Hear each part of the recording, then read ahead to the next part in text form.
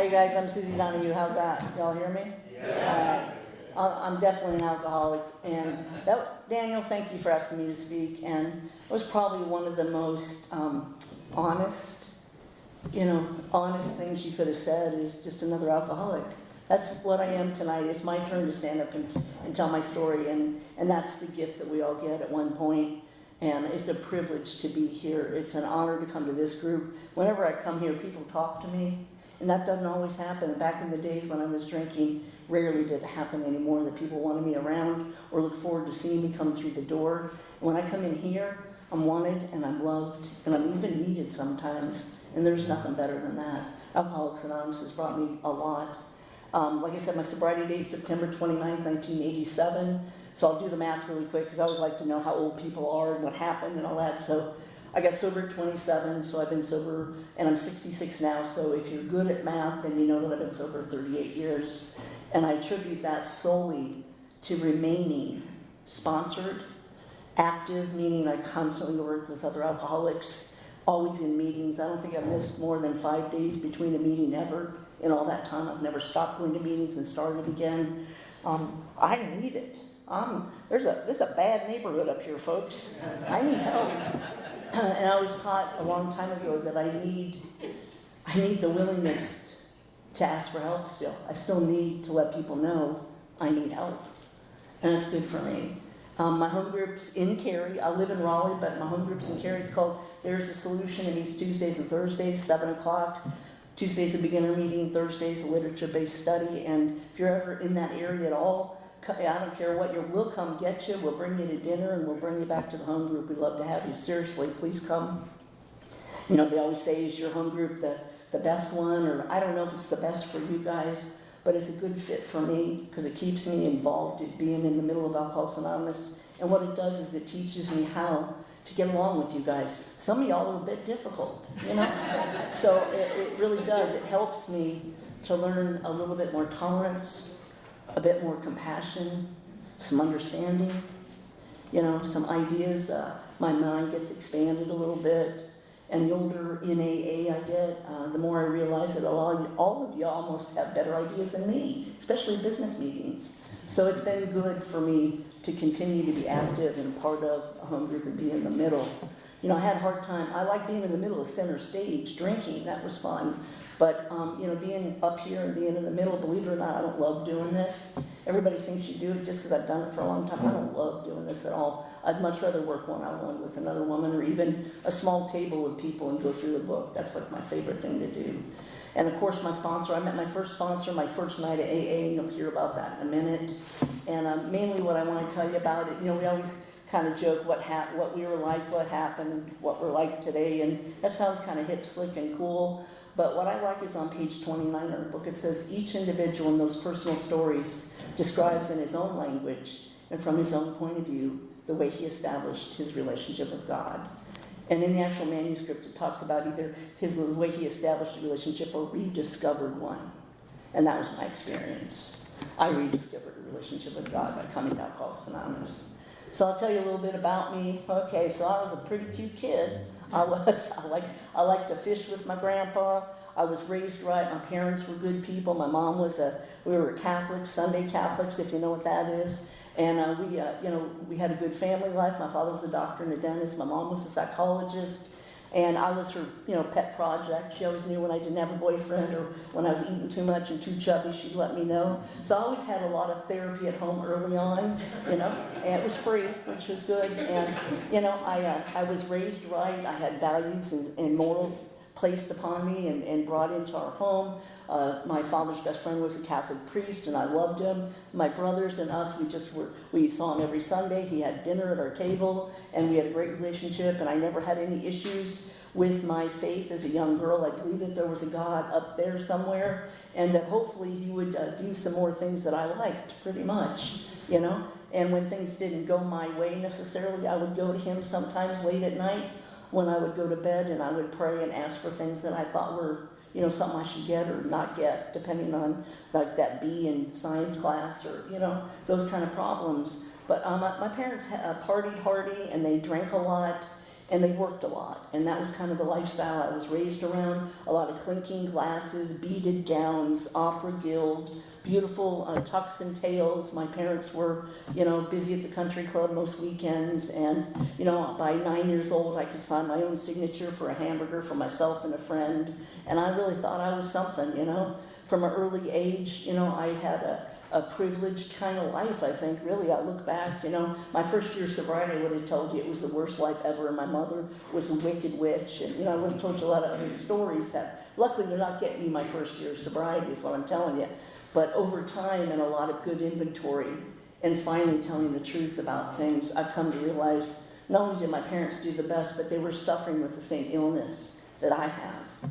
And, it's so humbling to want your family to forgive you for the things that you've done drinking, but you can't forgive what they've done when they were drinking and they share the same illness you have. So it was a powerful, powerful set of amends that have gone on in my life, coming to find the truth about my family and accepting them as fellow alcoholics, even though they didn't believe they were.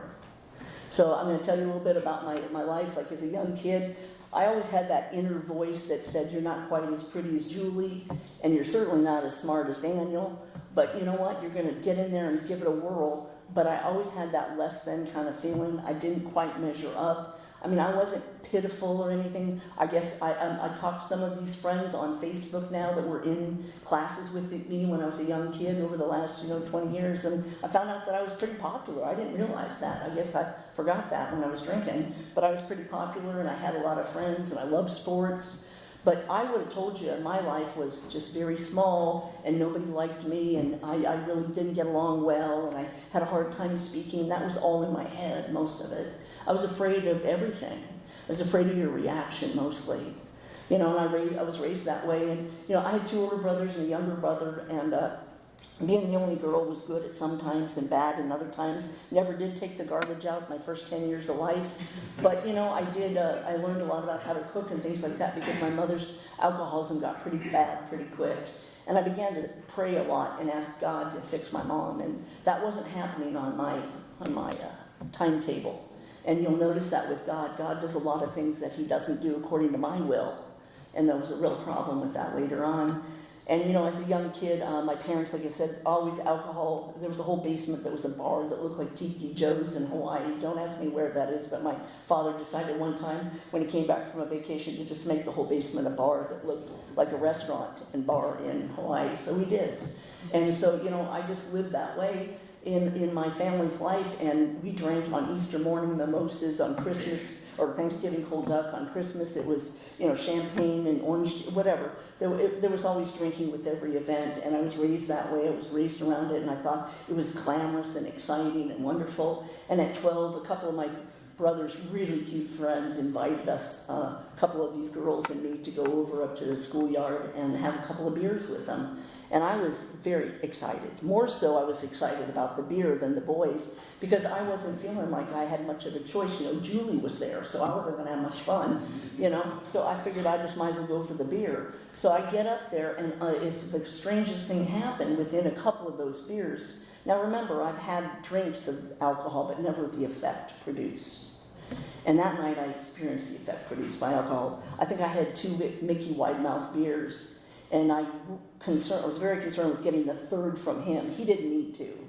I needed, they were a pack of 4. I needed 3. So I was trying to get that third beer. And that's the last memory that I had that night. But I do remember feeling warm inside, smiley, happy. And that voice was gone. The voice that tells me, you're not enough. And as a matter of fact, I didn't really care that Julie was there. I think I was prettier anyway. Those were the thoughts I was beginning to have. And I remember feeling that blissful feeling. And then my brothers woke me up with a flashlight in my eyes, and I was inside of a woods of a schoolyard, and I had vomit on one shoe, and on the other foot, I lost one shoe was on, one shoe was off, and vomit was everywhere. And, my brothers brought me home, and I didn't have any consequence. My parents were drinking. Wasn't a big deal. They got me in the house. I took a shower, got cleaned up. And, most girls 12, they would be embarrassed, wouldn't want to go to school the next day. Man, I couldn't wait to go to school the next day. As a matter of fact, I couldn't wait to talk about it so I could get some more. And I was wondering maybe we could get a hold of some of those beers down in the basement. You know, when I finally realized what those beers could do, it was already an obsession. It was already a thought. And by the time I was 13 years old, I was a weekend warrior. I was partying with kids that were in high school when I was 12 and 13. Not a good look now, you know. My son had been doing that. He'd be in trouble, let's put it that way. But, you know, that's the way I rolled. And I started drinking alcoholically from the get-go. I was somebody that was guzzling. I didn't even know the words for guzzling. I just guzzled. I just drank like that, like I was always thirsty, like with a vengeance, you know. I had a mission when I drank, you know. And a lot of times we'd be going to parties or something, and I'd get 2 solo cups, just in case I dropped one, or one got, you know, dirty. Maybe that's what I was thinking, but I really think it's because I wanted more. But I would always have 2 solo cups. And then one time we were at a baseball game, or I think it was a baseball game, and no, it was football, and my family's last name was called, and all the brothers and sisters, it was like all the Garrett kids come on down to the front office, and it was during the intermission, and the family priest was there, and my oldest brother, and I was wondering what was going on, and I thought, well, she finally did it. My mother finally did it. She probably did something crazy and is sick at the hospital or something, right? And I remember the priest looked at me and he said, I'm so sorry, but your father drove off a cliff drunk and killed himself. He left a note, Susie. He didn't mean to. He just couldn't live the way he was living. And at that moment, most of us, in Alcoholics Anonymous especially, you'll notice we've had a moment where there was such a strong line drawn between what we wanted and what we thought was right and good and what happened. And I remember a good friend of mine, she had a little sister that died of cancer, and that was the day that she walked away from God. And the day I walked away from God was when he took my father. How could he take the only parent that loved me? How could that be? Is that God? Who would want a God like that? And I remember actually thinking those thoughts. And it took everything I had to go and bury my father at the church, but that was the last day I ever darkened the door of the church.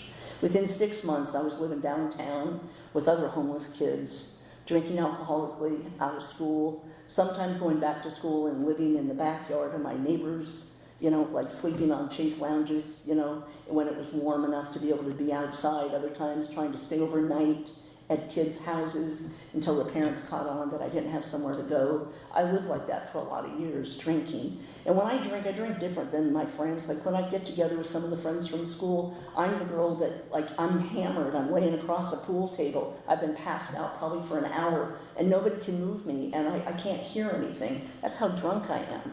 You know, I should have died several times. But I'm the kind of girl that goes to a party at 7 o'clock and I've already had several beers or drinks or some other shenanigans before I even go. And by the time I'm at, 8 o'clock at the party, I'm sliding down the wall. You know, and the guy that I'm currently with picks me up, throws me in the back of his, pickup truck, and I sleep there, until later in the evening when I come to and go for a second round. That's the kind of drinking that I do.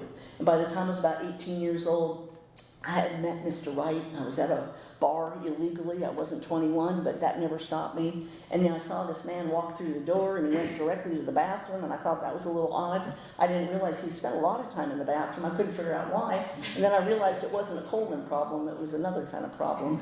But, he didn't drink. And what I loved about that man is he didn't drink. He was going to help me keep myself on the straight and narrow.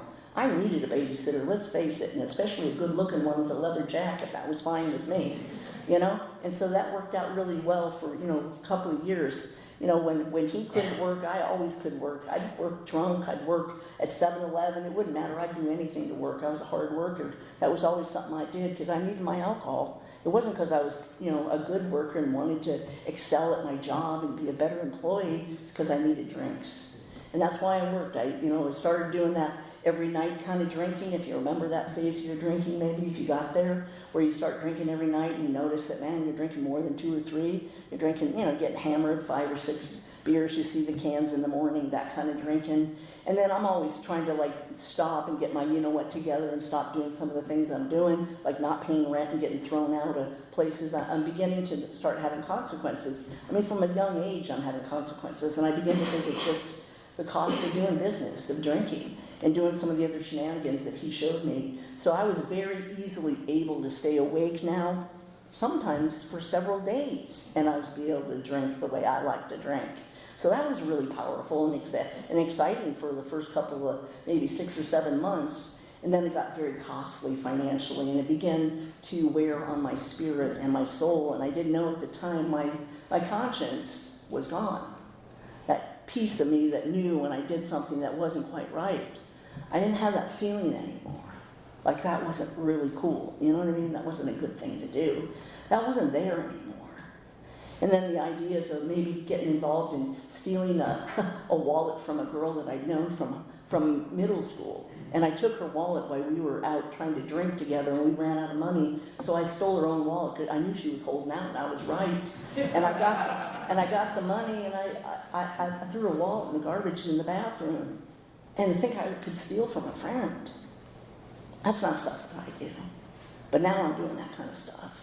You know, I'm living a life that's not like me, and I'm in constant, collision with other people and other things. And I can't seem to stop. And I put it down, and I think I'm putting it down, and I'm thinking I'm picking the drink back up, maybe the next day or the day after.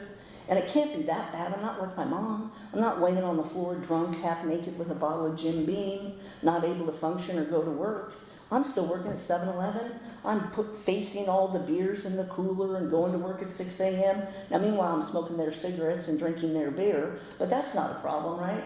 So I'm just doing stuff like that, and eventually I get fired from the boss. He looks at me and says, "What are you doing?" "You're drinking my beer. You're smoking my cigarettes." And then it dawns on me that I'm a thief and I'm a liar. But that isn't enough, that's not enough of a consequence for me. I get fired, I can't hold a job, I can't keep an apartment, so what do? Let's move to another city. Even if it's only 8 miles away, let's start over somewhere. Get a new boyfriend, get a different job. Anybody there on the geographical train? That's what I do. I try to fix the circumstance, because it can't be me, and it certainly can't be the drink. And I began to find out that it might be the drink. I knew it all along. From the time I was 16, I was qualified for AA. I'd heard of AA. One of my parents, my mother, had to go to AA for a short problem she had at one point or another. I never knew. I think it was a driving infraction, possibly. But, she had to attend those crazy meetings for those kind of weird people that go to that kind of thing. And my boyfriend's brother was one of those morons that had the big fat blue book under his arm. "My name's Dennis, I'm an alcoholic, And I used to think, what an idiot that guy is, I'll never be in that kind of thing, And of course, I'm so happy because I'm homeless and I'm now living, in abandoned trailers or wherever I can, And my family doesn't want to see me anymore because I had my mother's garage robbed. Because I just got half by telling them where it was. Because I don't have any values. I've anesthetized them with the drinks and the other things. Nothing matters much to me anymore, but just another of anything. And I'm at that point where I'm laying in that trailer, and there's filthy, dirty blankets. I think it was a sleeping bag I was wrapped up in. I'd been sick for a good 8 or 9 hours. My stomach was all messed up. I've been doing a bunch of other funny stuff that kept me up for probably 2 days. And the sun was coming up, and God, I hated that first sounding of birds and the sun coming up and that chirping noise. And just the thought of another day was just more than I could bear. I'd had many mornings like that where, I'd been scared into quitting or maybe stopped for a couple of days or went to jail overnight, and by the next day I was going to church with all the girls at jail, and I was going to, do my own treatment program, 2 Michelob Lights on the weekends, I would do stuff like that or kind of talk myself into those kind of things, but I never did have the ability to follow through. I could not drink. It was kind of like I had a magnet, It was like I was drawn to people that did. I was drawn to having it. If somebody came by with a beer and I was trying to stay from it, I couldn't not get that beer. I knew something was wrong with me. I always did. But I was in that trailer that night, and I was, very, very sick. And the sleeping bags, I think now it makes my skin crawl. God knows what was in those sleeping bags and how long they'd been there. I always think about that. But you know what? I was so ill, and I was looking out the window, and I saw this man and this woman. And, it was early, like I said, maybe 6:30 in the morning, 7. And he had this little baby with him, and he kissed the baby, and he handed it to his girlfriend or wife. And just broke me. I thought, you know what? I'll never have that. I'll never have a man that loves me and a family. I'll never, ever be able to do that, because all I love is alcohol. And out of my mouth, man, it just dropped out of my mouth. God, help me. You know, in a matter of a minute or two, I was just sitting there in the trailer on the floor with those bottles of Old English around me, and my boyfriend's in the bathroom, and he's with the female dealer, and I'm just sitting there, and I hear this voice, and I look around. I think it's got to be my boyfriend, and it's not. I just hear this voice, pick up the phone. And I look around, and there's no one there. And I said to myself, I'm losing my mind, like something's wrong, you know. And I hear it again, but I hear Suzi, pick up the phone. And I can see down the hall of the single wide trailer the phone cord. And back in those days, you could pull a phone cord forward and lift the phone up and dial 0 and actually get a live person. I know it's odd, but that lady said, I'll never forget. She said, "Can I help you?" And I just said, "Yes, I am killing myself. I'm dying of alcoholism. I need help. I can't stop. And I don't want to live like this anymore." And she said, "Oh, honey, it's going to be okay." And then reality came back, and I realized I had overshared to a total stranger, and now the SWAT team was going to come. And I hung the phone up. I was petrified. And for a minute, I yelled to my boyfriend, I yelled, "Bill, you better get out of here. The cops are coming." And he left with her. And I was all alone in the trailer, and I was waiting for the SWAT team, and nothing happened. And then I had this weird kind of peace, like, well, maybe it would be good if you stop. Maybe, you'll go to jail and you won't be able to get any more, and you can stop drinking. And maybe you could stay stopped. Maybe you'll go to prison and stay stopped. And that would have really been offensive to me if you'd said, "Go to prison, Suzi." But that moment, I was almost thinking that might be a good idea. Maybe I should go. So I was waiting, and then they didn't come, and I was a little annoyed. Because, they knew me. They had seen me, panhandling at Safeway. They knew me, And they didn't come, but the phone rang in. And that woman had called King County Detox. And I didn't know. And I picked the phone up, and this man said, "My name's Ron. I'm with King County Detox. Is there somebody there that wants to get well?" And it wasn't like he said, "Can I get you a breakfast sandwich in the Uber?" He didn't say that. He just asked me if I wanted to get well. And I said, "Yeah." And he said, "Well, you've got 30 minutes to get here and claim this bed, or I'll give it to somebody that wants it." And he didn't say, "Do you need $50 or do you need a ride?" or, anything like that. He figured if I was able to do all the stuff that I was doing and drinking, I should be able to get down there. And the funny thing, he was right. As soon as I turned from what I was doing in that trailer and got up to the top of the street, a bus just came. It was crazy on a Sunday morning. And I had that bottle of Old English. I had not let go of that yet. And the doors opened, and he looked at me, and he said, "Where are you going?" And I said, "Detox." He said, "Drink it in the back." And he let me finish that. All the way down, nobody got on that bus. I'll never forget the quiet. I knew I was doing the right thing. I knew it. Something was waking up in me. I knew it. When I got down to the Detox, which I thought was the nut ward on the 5th floor, same thing, I didn't know there was any difference. And I remember putting that in the receptacle and going upstairs. And I was really sick. They weighed me. I weighed 89 pounds with my clothes on. I had 4 teeth left on the roof of my mouth. All the rest had been fallen out. And I was really sick. I mean, they said I pretty much had malnutrition, and they figured I hadn't eaten in about 4 days and probably had no other fluids other than IV drugs. That was it. And they said, "You're really, really ill. You're dying of alcoholism." And I said, "Really?" I was the last one to know that. And I'm seeing all these pee in the pants kind of drunks, the old guys from downtown, and I'm thinking they're bad off. I can't even see how bad off I am. We come to AA very, very sick. And so where did they take me? But to the back of an AA meeting, because they didn't know what else to do with me. I couldn't even swallow a cheese sandwich. I had sores in my throat. So I'm hearing the last couple of minutes of a speaker. And this woman says, "I haven't had a drink or anything else in 11 years. I'm free." And I screamed out, but I said another word. "That's baloney." And I just let her know that I was here clearly and I knew different, And, most people, when we go to Detox, you guys know, they were dressed nicely. They were there early. They, took their commitment seriously, and they realized that they didn't give it away to somebody else or just not show. They were all there. And the woman, she didn't say anything mean to me. She could have stopped the meeting and said, well, enough of that, or you need to get in the other room, or let's get her out of here. She just kept finishing up, And then when the meeting was over, a lot of people just got up and got their coat and went home. But she came across the room and her coat was on the back of the chair, I'll never remember. And she sat down next to me and she said, are you done for good and all yet? Have you had enough? And nobody had ever asked me that. And I said, I think I have. She said, are you willing to go to any lengths in Alcoholics Anonymous to stay alive? And I said, I'll try. And then she said, are you willing to believe in God? And right then and there, the whole thing came back.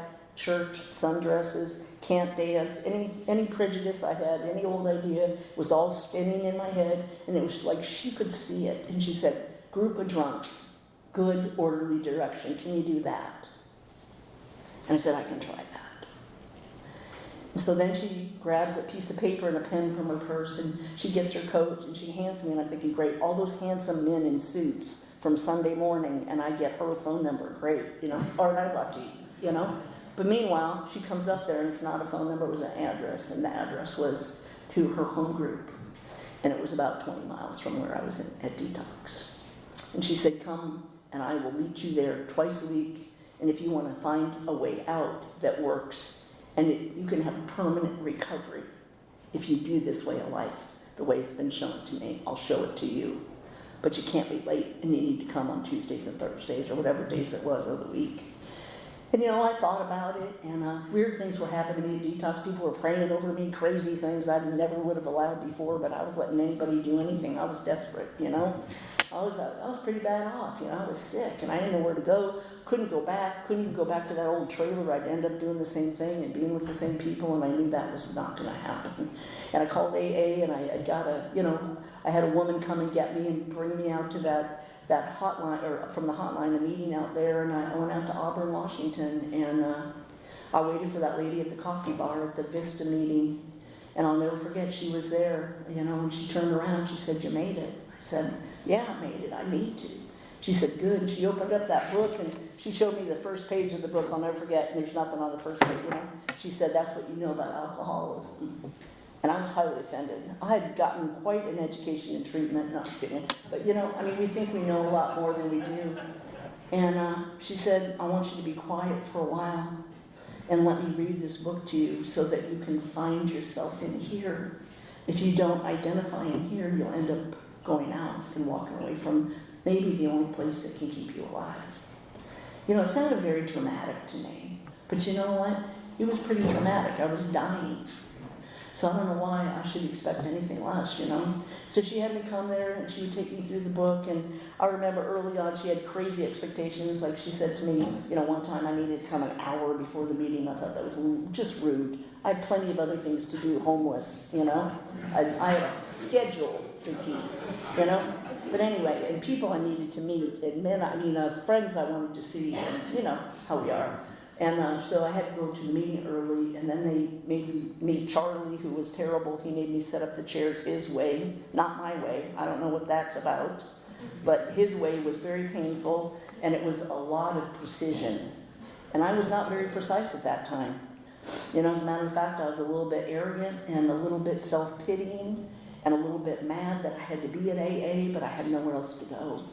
And also deeply scared. Very scared that if I didn't do this thing, I wasn't going to make it. Because I was seeing people already, people that had been there, had left.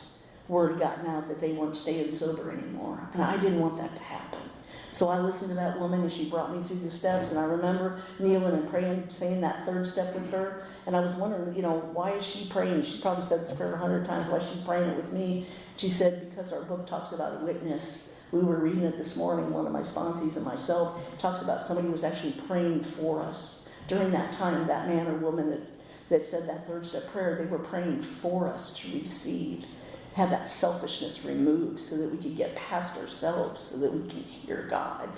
And I didn't know that's what was going on then. I just thought these were things I had to do, and it was very uncomfortable, holding some weird woman's hand who dressed odd. My God, she was like 41. She was ancient, And it was so weird to be with this woman that was so old, and she'd be like, jump in the car, we're going to, some AA meeting out in South Burien or whatever, and I'd be like, who cares, but not really, I wouldn't say it, but and I'd be like, I have something to do, but I really didn't, but I would try to come up with something to do because I just felt weird all the time. I was socially, unable to connect with people. I didn't know anything, and so she got the old greeting thing out. Well, now I want you to go and greet everybody and say, hi, my name's Susie, and I'm so glad to be here. What's your name? And I felt like an idiot, but, we do the things that are very uncomfortable in Alcoholics Anonymous, and, I'm glad that I had a sponsor that directed me to become uncomfortable, or I don't think I ever would have been able to stay sober this long.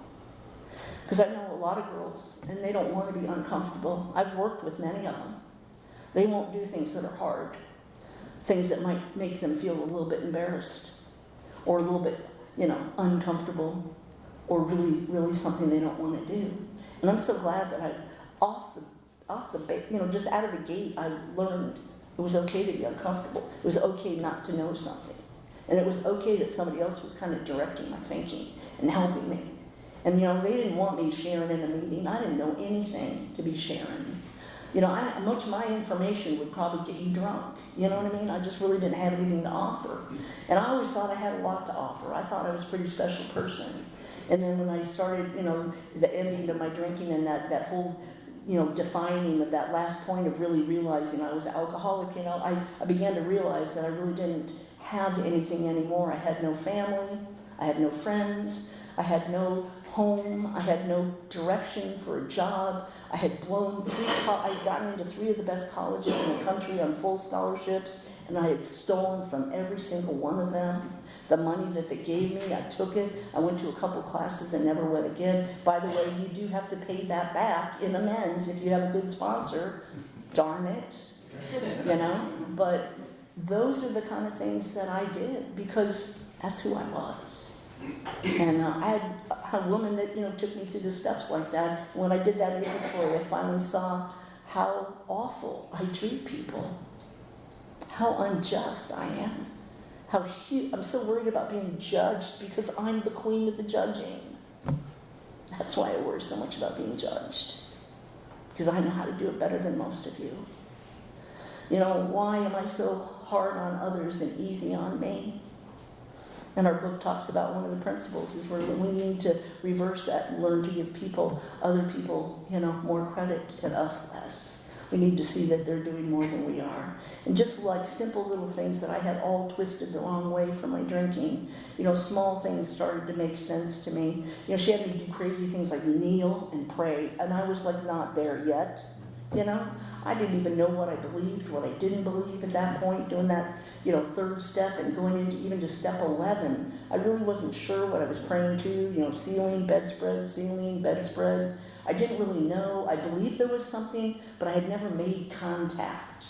And it was kind of like, I wanted like a Martian. I wanted contact, I wanted proof. I wanted some kind of acknowledgement that, all right, you're really God, you're really the real deal, you like me, is that real? Is that, I kind of wanted that. And I remember my sponsor telling me, you want so much from this God, but you make him so very small. If you have a God that's that big and that grand, he can help you. But you keep making your God so small that he can't help you because you want to understand everything. And the book, I love the way the steps are written in 3 and 11. It says, as we understand him. So I will never understand God. It'll be an ongoing practice of understanding God more and more in my life as I understand myself. What a gift. And that horrific thing in step 6 when my sponsor said, or do you want God to remove all these terrible things that you've done? My goodness, yes, I wanted them removed. Terribly. And you know what? There was nothing more needed other than the truth. 6 is a question, and when we went into step 7, again, we knelt, we prayed, we held hands. And she talked about doing God's bidding. That from this point I had made a commitment that I was going to do God's work. And he was going to help me accept the good and the bad in me and in others. And he would take all those things. I could turn to God with all the things that I did wrong, and he'd show me a way out. And my 8th step, I didn't really understand all the columns about your amends and everything, but I knew I'd really harmed some people. And early on, I didn't realize that in the book it's kind of in order for a reason. You hear that about the steps. But the very first amends was, for me, was financial with an AM PM gas station kind of place.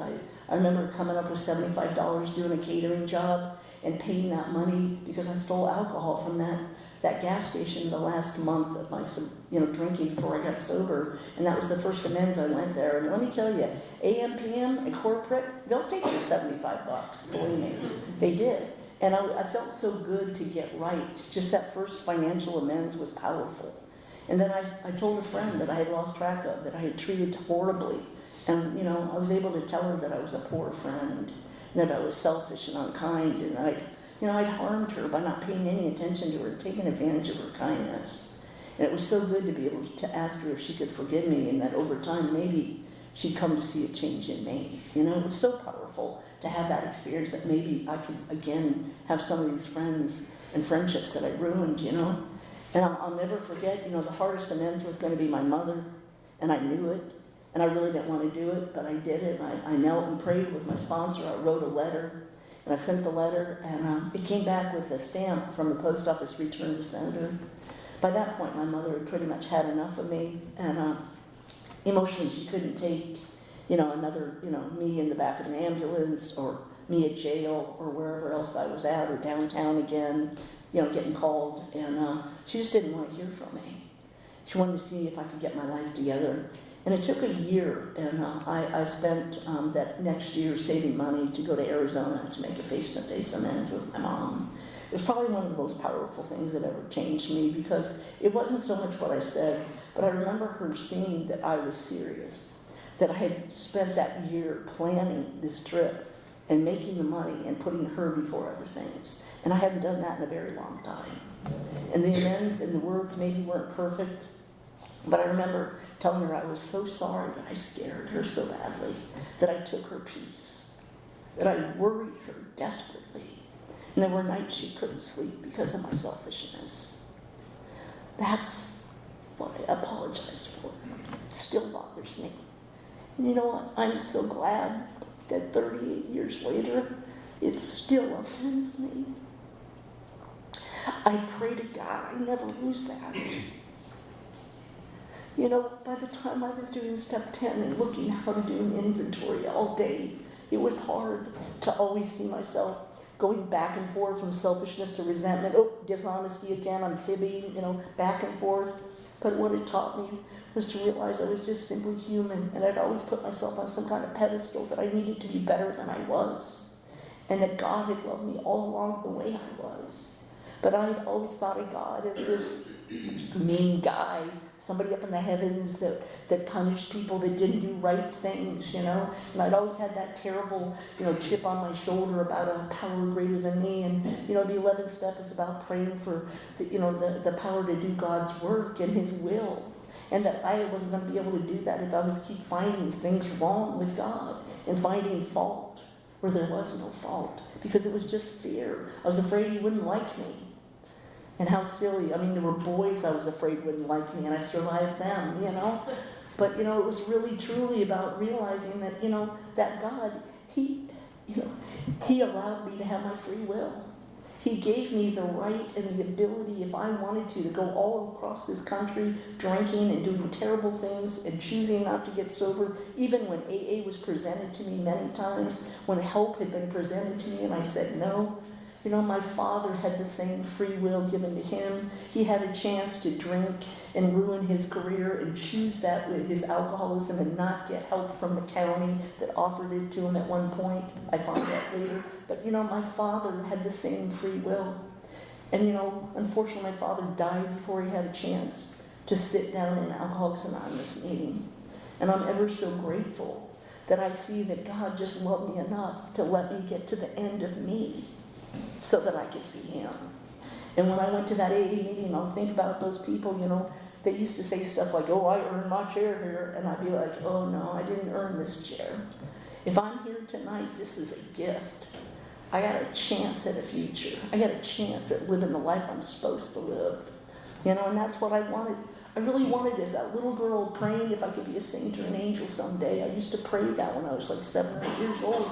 It wasn't like I wanted to be extra special, but kind of in a way, I wanted to do God's work. Even back then, I was always grown up like that, where I wanted to do the very best that I could. And I attribute my family and my parents and grandparents and other people in my life that did so many good things. I've had sponsorship that's been amazing. Immediately my sponsor was dragging me to detox meetings, and she got me into the prison, and that was scary. I mean, I didn't want to go to the prison. The jail was bad enough, but the prison was frightening to me. And she said to me very simply, "Suzi, you're going here because they can't come here. You're so fortunate to be able to go to 15 meetings a week in downtown Seattle alone, and you can go anywhere and get AA. These people can't get AA, but maybe once a week. It's your duty as a member to carry the message where they can't get to." I never looked at it like that. And then I started going into detoxes. And that's where I really started treating my alcoholism, because my sponsees weren't, quote, staying sober on my time frame. I'm sure that's never happened to any of you. But, I would get somebody through step 3 and they'd run away or get drunk or leave or get mad at me and put FU on the chalkboard or something. But things would happen and they wouldn't get sober. So my sponsor taught me to treat my alcoholism with carrying people through the book at detoxes and treatment centers and prisons. And it taught me how to carry the message so I could stay sober and alive. And eventually I started working with people at treatment and driving, 2.5 years into my sobriety, I got a car. I started driving, I know it's shocking, legally, by the way, with a license. I started driving women back and forth to meetings. And it changed my life. Just spending that little bit of time with other people. I always thought that my time was, quote, my time. And when I said that 7-step prayer that day with that crazy woman in that bad outfit, I sat there and said I would do his work because I was desperate to not live the way I was living. I was desperate. I would do anything. And today, I still feel that desperation. I'll do anything. I mean, I'll drive down here an hour and a half in traffic. And I'm sorry you don't have a different speaker. It's me tonight, but the point is, I would do anything to be given the gifts that I've been given. I mean, I met a man in an Alcoholics Anonymous meeting, and I didn't take my clothes off to date him. He courted me. And that may sound funny, but that's how girls think, that we have to do that and we'll never get a boyfriend. And you know what? He courted me. He found value in me more than that. And we ended up getting married. Crazy thing. And then we stayed together for 22 years, and while we did, we had a beautiful son. And that little boy, like my boy, at the time, it was like he was this bright little boy, and I wanted more than anything for that little guy to have a faith in a God that I didn't have. I wanted him to know something he could depend on more outside of his father and myself. My ex and I, we would pray all the time as a couple. We always prayed for our family. We prayed at meals. We prayed throughout our sobriety. We had sober people coming into our home. But I wanted that little boy to have that. And, I was learning how to live by principle and getting rid of some bad living experiences and old ideas. And, that little boy just picked up on the ideas of AA. And he just started living an amazing life. And today my son, he's a general surgeon, and he's graduating in June. It's amazing what AA can do for your kids and your family. My mom, eventually I went and made that amends with her face to face, like I said. It was absolutely amazing. But that opened up so many other amends. And my sponsor all along made me do those financial amends because she wanted me to never be afraid of creditors or I'd drink again. And our book talks about that. And a lot of times we don't talk enough about money. It's a serious problem in Alcoholics Anonymous, living within my means. Once I learned the traditions from my sponsor, I thought it was just something practiced at business meetings. Should be kind of traditional or something, I don't know. I didn't really understand, But from the 12 and 12, the traditions seem more like they are for the group. But I began to read some other literature in AA, and I began to see that it was much broader. And like the 7th tradition especially is about living within your means. I lived in other people's means. Do you know what I mean? I wanted a $175 purse when I made $6 an hour. Do you know what I mean? I wanted to live somewhere else than where I should have lived. And you know, I'm so glad I had a sponsor that taught me how to budget and how to live within my means and how to save for things and not to buy something if I didn't have the money. And you know, back when I got sober, unfortunately 38 years ago, you brought your credit report to your sponsor. That's how you did your 8th and 9th step amends. You know, I know that's not fond right now of something you probably ever have done, but I'm glad that it was that serious because I learned how to pay my bills. I learned how to be a member in my community instead of taking from my community. You know, and I've learned a lot about being in AA and carrying the message to other people and working with them, but I also do other things in my community. I think it's important that I continue to give back, not just the community that I took from for those years that I was drunk, but that I continue to be an example to other people in AA. That, you know what, we've got a lot to offer people. And so many times at work and in other places and in church and other things, I've been able to be helpful as a member of Alcoholics Anonymous. I've never been afraid to admit that I'm an alcoholic. Shocking. I mean, they were so glad. They were all applauding in the aisles when I came in, you know what I mean? My family was thrilled I was getting sober. I was a nightmare, you know? But we get here and we're like, oh, don't tell anybody I'm in AA. Shh, you know? And, you know, I was taught to come into the meeting and that AA is the only place I say my full name because you're the only people that can help me.